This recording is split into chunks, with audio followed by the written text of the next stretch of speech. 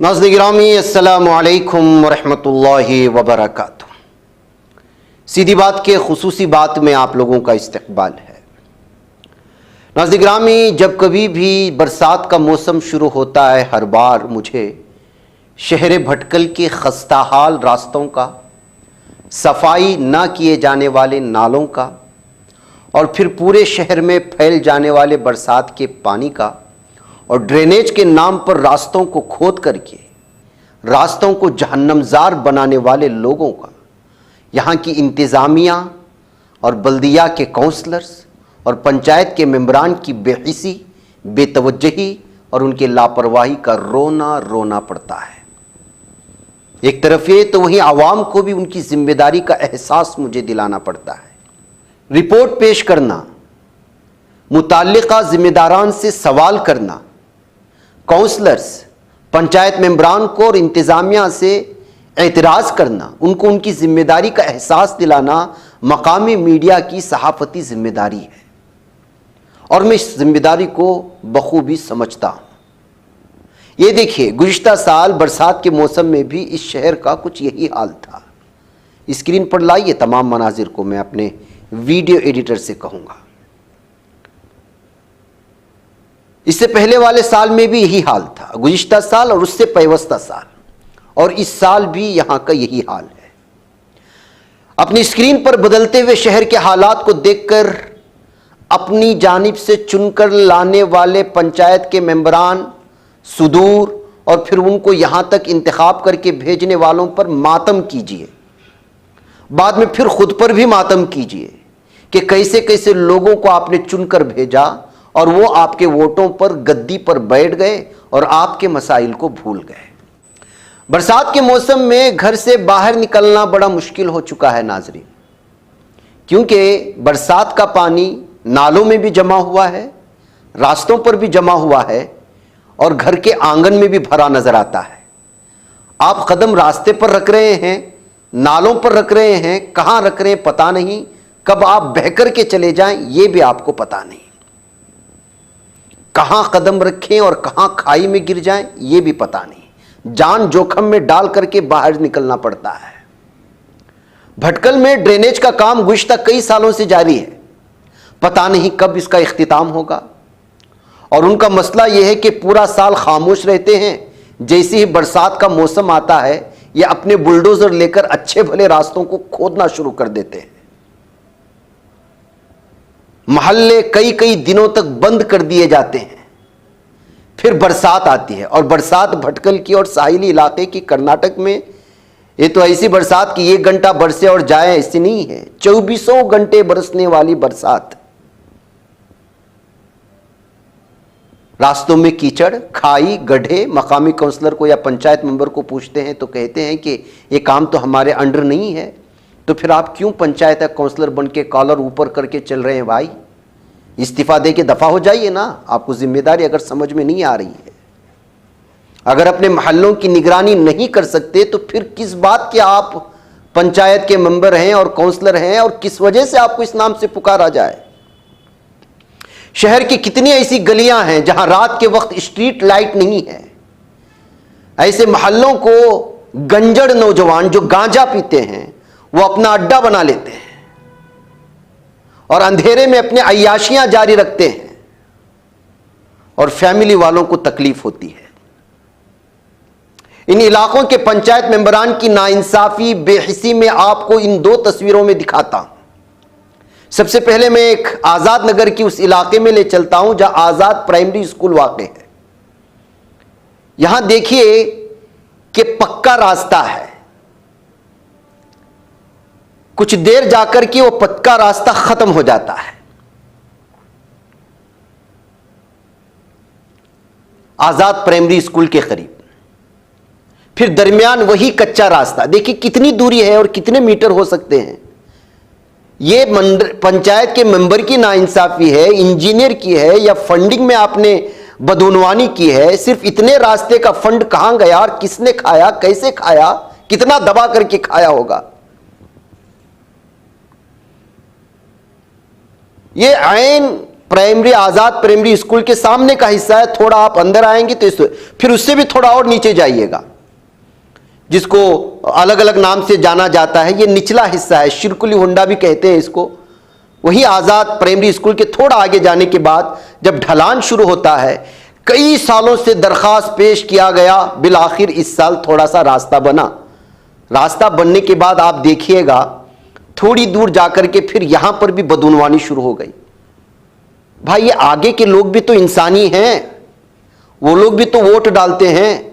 या आप पंचायत के मेंबरान इन लोगों को इंसानी नहीं समझते, या इन लोगों की वोटों की हैसियत ही नहीं है, या फिर ये आप समझते हैं कि गरीब लोग हैं, मजदूर तबका है, क्या लेना देना इन लोगों से, या फिर इतने ही रास्ते का आया हुआ फंड दबा करके आप लोग खा गए बदनवानी करके। क्या है हकीकत, क्या है? क्यों थोड़े थोड़े रास्ते में आप लोग इतनी कंजूसी कर रहे हैं? अभी कौन सवाल करेंगे? सवाल करना जरूरी बनता है ना, क्योंकि लोगों ने ही तो आपको चुनकर के पंचायत मेंबर बनाया है। ये देखिए उसी मोहल्ले के ये नाले हैं ना, इनको सफाई हुई है, मिट्टी भर गई है। अब मुताल्लिका मेंबर पंचायत को इस तरह रिपोर्टिंग करते हैं तो बोलते हैं कि यार ये बहुत सख्त बोलता है। क्यों नहीं बोलेंगे भाई? आपने जब पंचायत के मेंबर बनकर के, काउंसलर के मेंबर बनकर के आवाम से जब ये वादा किया है, या मजलिस इस्लाह व तंजीम से ये वादा किया है कि हम लोगों का काम करेंगे, तो क्या खाक काम कर रहे हैं आप लोग? नालों की सफाई बरसात आने से पहले होती है। अगर नालों की सफाई होती तो क्या इस तरह घर में पानी बढ़ता? उन रास्तों को देखने के बाद एहसास होता है कि गरीबों के वोटों की कोई अहमियत ही नहीं है।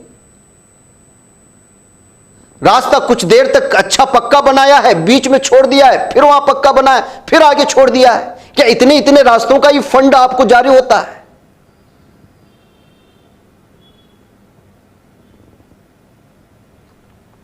या तो इन लोगों को आप इंसान तस्वुर नहीं कर रहे, या इन लोगों की जो है वोट आपको जो है अहमियत नहीं रख रही, या फिर आप समझते हैं कि गरीब लोग हैं, क्या आवाज उठाएंगे। क्या ऐसा ही है? दरअसल मसला क्या है पता है आप लोगों को?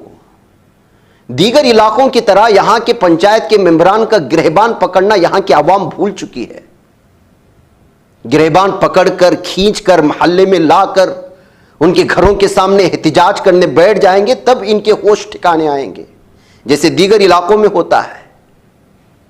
यहां के पंचायत के मेंबरान के और सियासी लीडरान के तो दोनों हाथ घी में है, क्योंकि ये लोग एक तो पैसा भी खर्च नहीं करते वोटिंग के मौके पर, फ्री में सीट भी मिल जाती है, और लोग भी नहीं पूछते।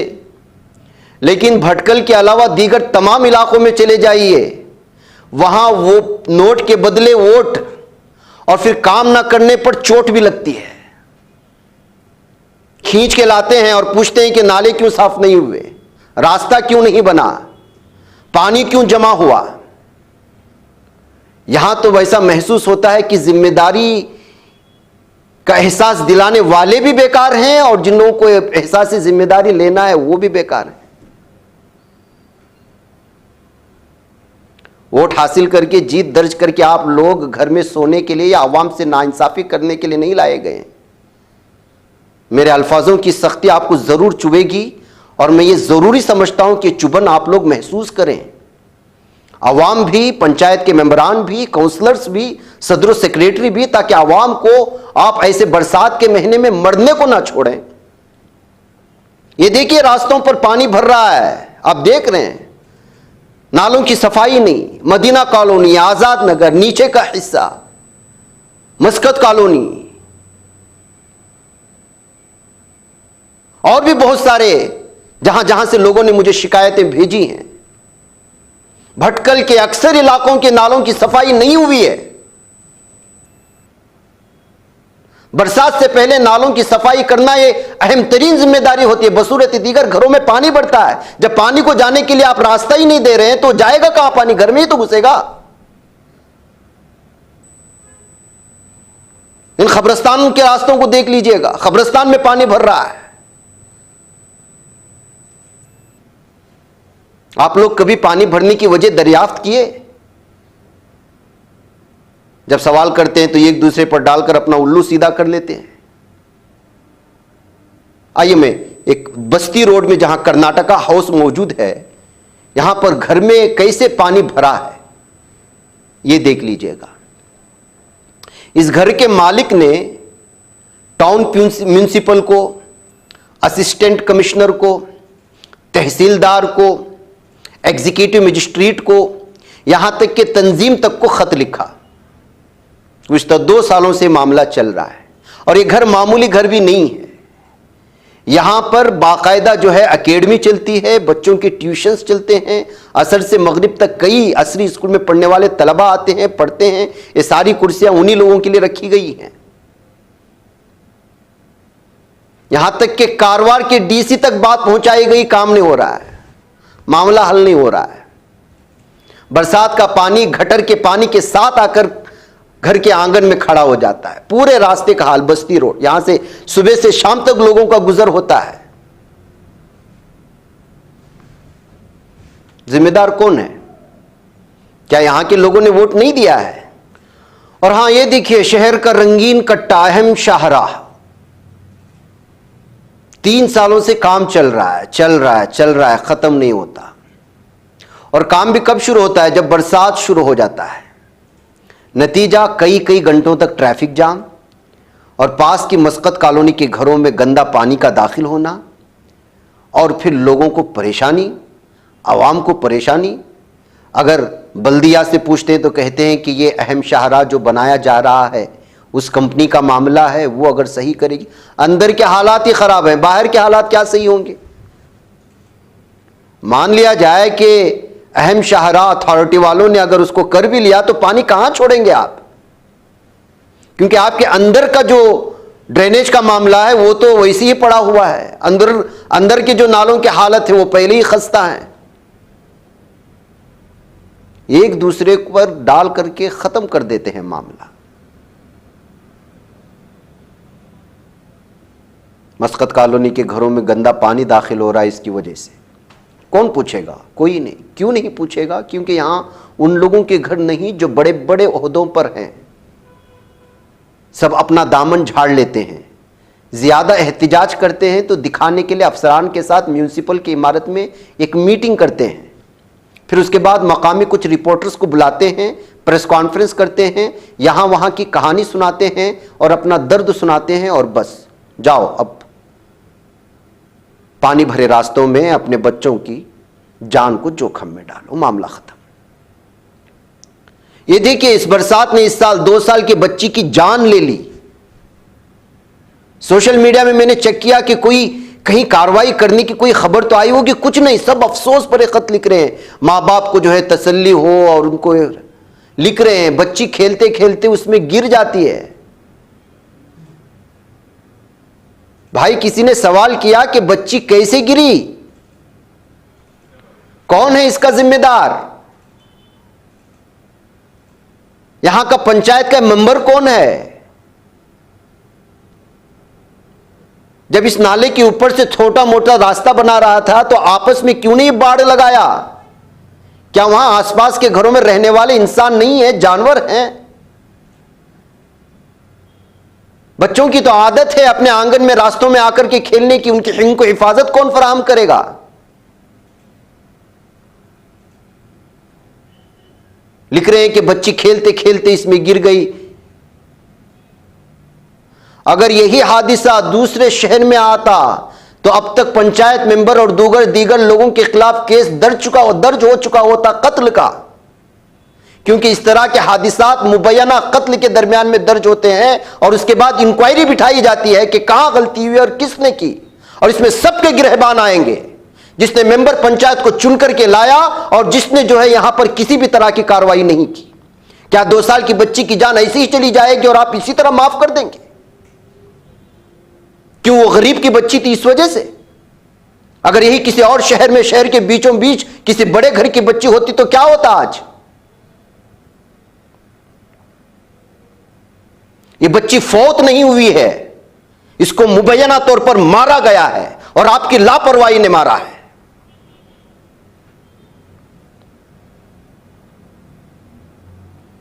इसके अलावा भी भटकल में जाने गई हैं। इस तरह के हादिसात की वजह से जाने जाती हैं तो बराह रास्त इंतजामिया कसूरवार ठहराई जाती है। खबरें उठाइए, पढ़िए दीगर इलाकों की। आंखें मूंद करके मत बैठिए, 2 साल की बच्ची है, जान चली गई तो चली गई, कुछ ताज़ियत के कलिमात लिख लिए, नहीं, ऐसा नहीं होना चाहिए।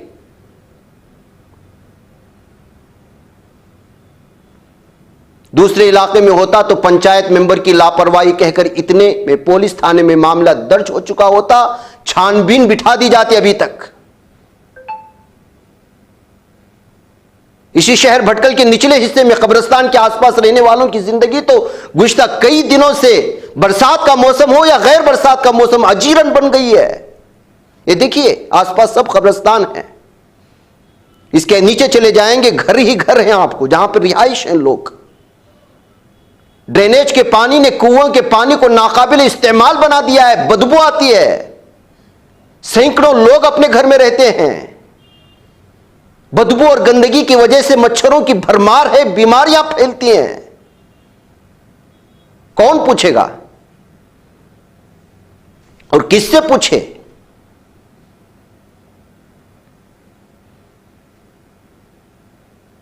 तंजीम जैसे मुअक्कर इदारा जो इत्तेहाद का प्लेटफॉर्म है पूरे इलाके में, वो कोशिश करते हैं। मैंने गुज़िश्ता बार यहां के सदर से पूछा तो उन्होंने कहा कि हम बात हो रही है, काम हो रहा है। लेकिन अफसोस का मामला यह है कि तंजीम के जिम्मेदारान से मुझे बड़े अदब के अंदाज में पूछना पड़ता है कि आपके सारे अच्छे काम अपनी जगह, लेकिन यहां इस मामले में जो है वो बहुत ही ज्यादा लापरवाही हो रही है। आपके जिम्मेदारान को संजीदगी से बैठना होगा। आप लोगों को पंचायत के मेंबरान से सवाल करना। अब मसला यह भी है कि खुद पंचायत के कई मेंबरान इसमें शामिल हैं।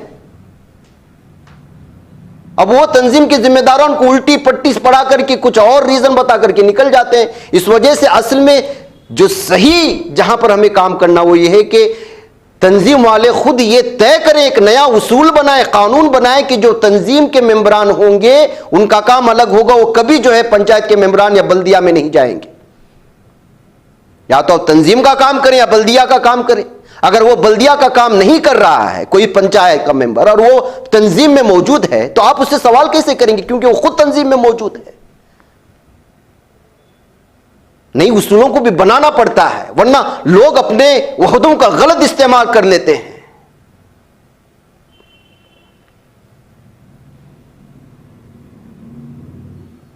मुनसिफाना तौर पर सवालात नहीं हो सकते। अगर तंजीम में भी उनकी जिम्मेदारी है और पंचायत में भी है और पंचायत में सही काम नहीं कर रहे हैं तो कौन पूछेगा इनसे? अगर ये लोग अलग अलग कर दिए तो तंजीम के जिम्मेदार खुल करके सवाल कर सकते हैं, कोई फैसला ले सकते हैं, उसको इस्तीफा देने पर मजबूर कर सकते हैं अगर अपने इलाकों में काम नहीं कर रहा है। आवाम की भी अपनी गलतियां हैं। आपको अपने इलाके के काउंसलर, पंचायत मेंबर से खुलकर निडर होकर सवाल करना आना चाहिए। आपका एक वोट बहुत कीमती है, आप बहुत कीमती है, पहले आप ये तस्वुर कर लें। पंचायत के मेंबरान जो है वो आपने उनको चुन करके लाया है, वो आपके मसाइल हल नहीं कर रहा है। वो आपको बरसात के मौसम में बच्चों को जो है बरसात के पानी में खड़ा होकर के स्कूल बस को इंतजार कराने पर मजबूर हो रहा है, तो गलती आपकी नहीं, पंचायत मेंबर की है, जिसको आपके वोट ने ला करके खड़ा किया है। आप उसको गिरहबान थाम करके पूछ सकते हैं। तसल्ली बख्श जवाब ना देने पर इस्तीफे की मांग करें। एक वोट वाला भी इस्तीफे की मांग कर सकता है, क्योंकि एक वोट की भी अपनी अहमियत है। तब जाकर के कुछ हालात सुधर सकते हैं, वरना वही अंधेर नगरी चौपट राज। कोई आपके वोटों से अपना जाती मफाद बढ़ाते जा रहा है और आपको खस्ता सड़कों, भरे हुए गंदे नालों पर सड़ने पर मजबूर कर रहा है और स्कूली बच्चों की जानों को खतरे में डाल रहा है। थोड़ा छानबीन करके देख लेना, हकीकत सामने आएगी। मुझे इजाजत दें नाज़रीन। अस्सलामु अलैकुम व रहमतुल्लाहि व बरकातहू।